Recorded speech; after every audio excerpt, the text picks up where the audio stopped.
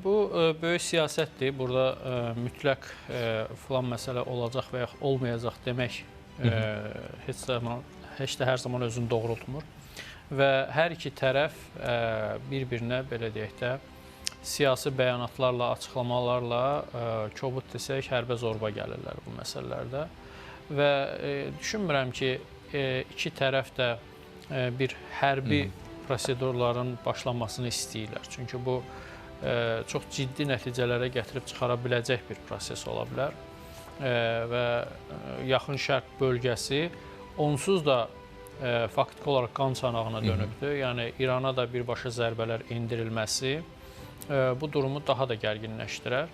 Düzdür, Amerika okeanın o tayındadır. İranın ona hansısa formada ölkəsinə zərbələr endirməyə gücü çatmasa da, onun müttəfiqlərinə və hərbi bazalarına və digər istiqamətlərdə çox ciddi şəkildə zədəliyə və zərbələr vura bilər.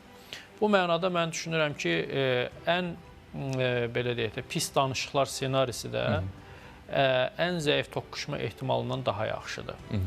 Hərgah hər hansısa bir formada anlaşacaqlarına ümid çox azdır. Çünki Amerika və İran artıq Amerika-İsrail İran qarşıdurması bu çox ciddi və illərdir davam edən bir prosedurdur, prosesdir və burada anlaşmanın əldə olunacağını gözləmək çox çətin görünür. Hərgah bu bizi sevindirərdi. Çünki İran da bizim böyük sərhədləri olan qonşumuzdur və istənilən orada sabitliyin, sakitliyin olması düşünürəm ki, Azərbaycan üçün də faydalıdır və Azərbaycan hər zaman da bu mövqedən çıxış eləyir. Amma